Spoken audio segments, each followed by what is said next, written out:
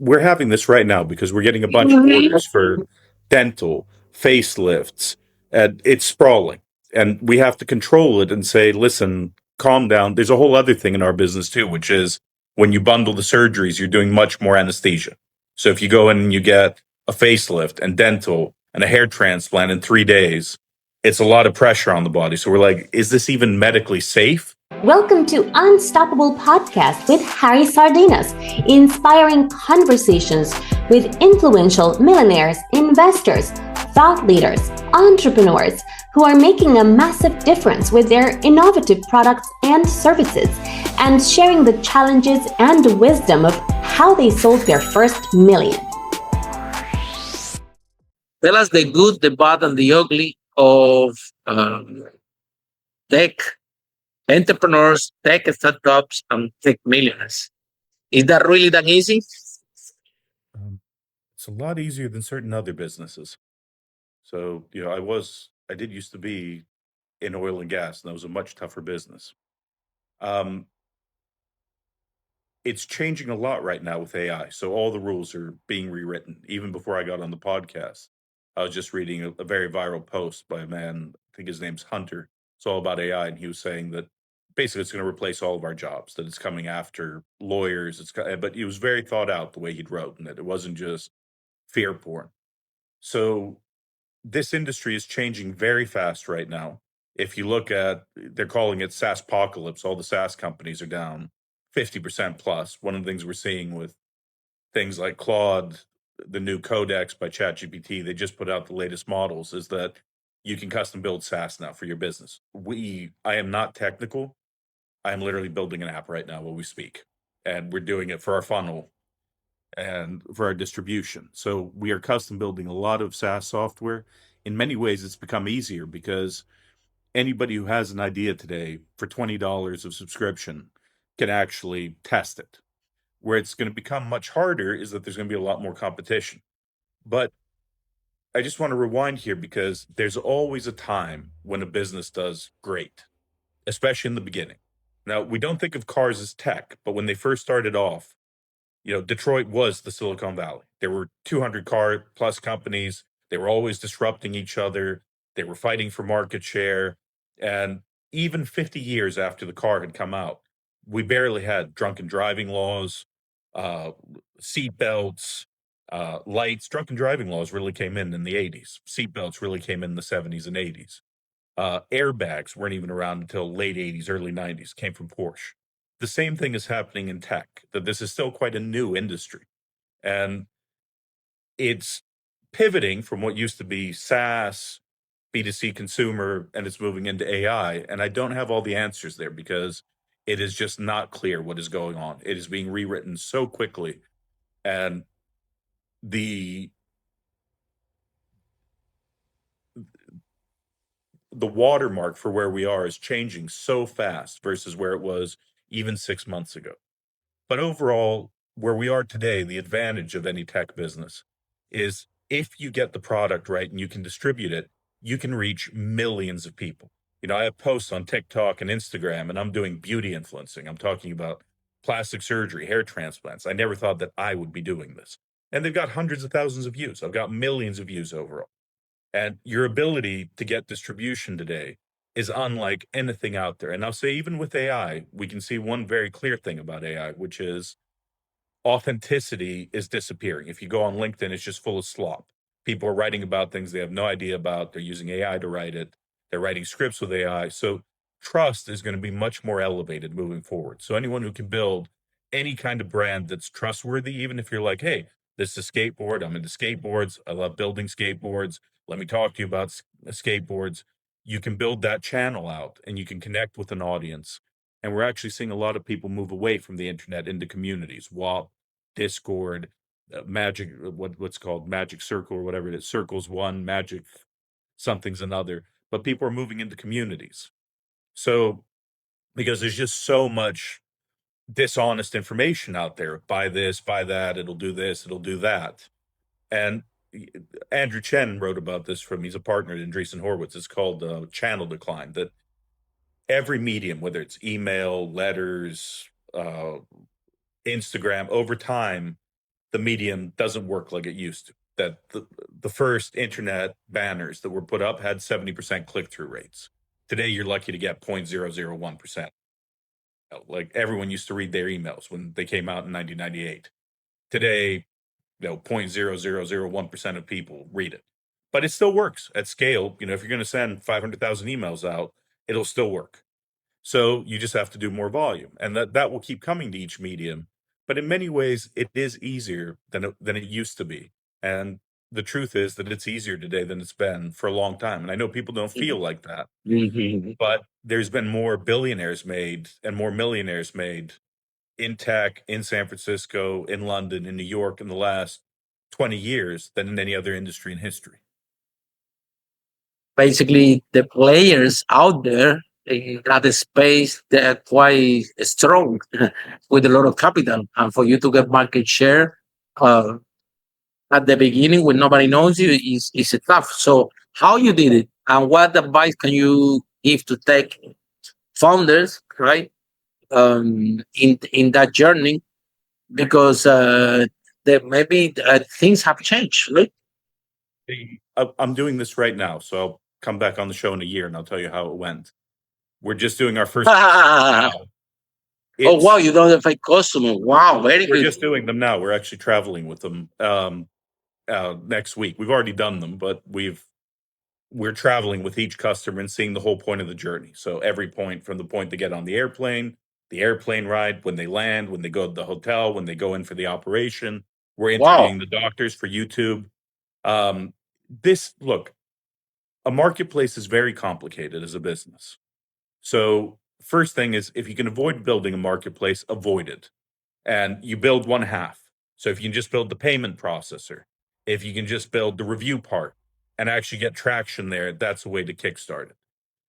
The second thing is, a lot of people pretend to be a marketplace when they're not, and they can be in a lot of trouble, basically. You end up with some kind of weird lead generation engine, and people come off of it. You don't have repeat transactions. So you have to be very honest and say, maybe this isn't a marketplace. And if it isn't a marketplace, pivot very fast, pivot very hard, and move it into something else, because you will destroy yourself. Marketplaces require a ton of capital. Capital is becoming much more expensive today than it used to be, but it's still easy. It is easy compared to 20 years ago to raise money. The landscape for raising money has completely changed. You're seeing companies, Mercer is one in the United States, which is a marketplace for jobs. It went from 0 to 500 million ARR in 3 years. So the ARR is just simply exploding. It used to be double, triple for revenue over 4 years. Today, you're seeing companies go from 0 to 15 million. And there's a real question about how sticky that is, if it's AI budgets, if it isn't. But regardless of that, the numbers are still stunning. So because it's easy to scale. Once you get market share, if it's a tech business, it's easy to scale and penetrate the market really quickly. It's also that you have one of the greatest early adopter moments in history taking place in really Silicon Valley with AI. The stuff that's happening out there, and that I've lived out there, I've worked out there. It's so fast. They are such early adopters, and that in many ways, we're at a point where technology is advancing so fast that it's advancing quicker than society's ability to adopt it. So there's so many new tools out that we don't even know about. And just testing 3 new models will take you 3 months. By the time those 3 months are out, there's going to be another 3 models. And so, but to go back to this, that with the marketplace for us, we've stuck to a niche, which is hair transplants. And eventually the vision is do much more, but we're really sticking to it. The second thing is our go-to-market is linked with getting the clinics on. So we actually go and interview the doctors for our YouTube channels, TikTok, Instagram. So if somebody in Florida wants to see what the doctor's like, very good, or in Turkey, can actually watch our YouTube channel. And, wow, very good. I love it. And the other part is we're learning this all the time, but you really want to start with a small niche. And it's a small group of people who just are dying for the product. And I can't get too far into this because we have competitors, but looking for a group that because it's never going to work if you're spread out. I agree with you, Nick, and I think that what you're sharing is I can tell you in advance that you're gonna do very well. Yeah, Thank you. because you're saying the right things and how it works, right? And look at you, you have your first client and you are paying attention. We have the which is I love it. Create something simple that works and get your first client and listen to your first client. What he really wants. Like, because sometimes out of the 500 millionaires that have been in this podcast, I haven't found anybody yet that told me, Harry, my product exactly how I designed it. I sold it and I became a millionaire. Nobody had come with this story yet.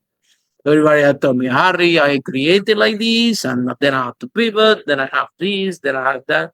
I will share the story. Was a Canadian entrepreneur that came to this podcast. Yeah, and in the 80s, he developed something like a cell phone, and this device was to track the time of the employees.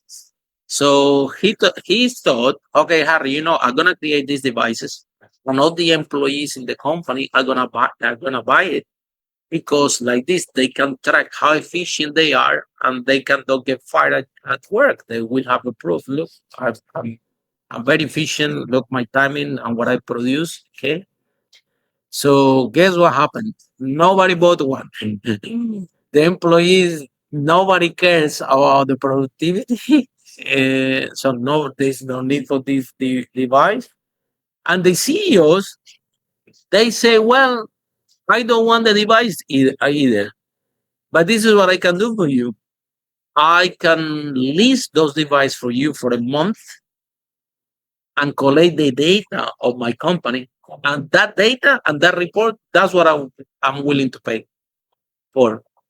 So imagine since how sometimes how much you have to listen to the market, the initial process, thought process was in that end and end up in a completely different. This is how the guy market.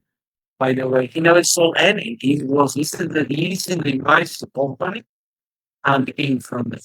So sometimes we get a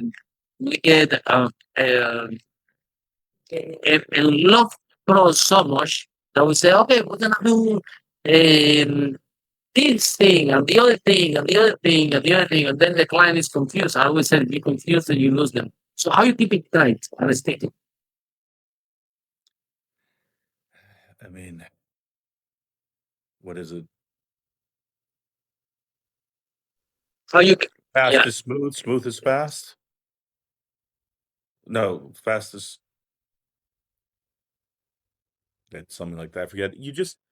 We're having this right now because we're getting a bunch of orders for dental, facelifts, and it's sprawling. And we have to control it and say, listen, calm down. There's a whole other thing in our business too, which is when you bundle the surgeries, you're doing much more anesthesia. So if you go in and you get a facelift and dental and a hair transplant in 3 days, it's a lot of pressure on the body. So we're like, is this even medically safe? Because our business, people dying. So you have to be very careful with balancing the ethical side of the medicine and the actual, desire. And you want to be very careful too in our business because there's certain people who shouldn't be buying the product. So if you have if you've been in a psychiatric institution recently, if you've come off a drug, if you have body dysmorphia, you really shouldn't be doing this stuff. And you have to say no to that. We only deal with doctors who'll say no. But again, you just want to make sure that you really figure out how to do one thing very, very well and not do 8 things, medium, because someone's going to especially when you're starting. Especially when you're starting.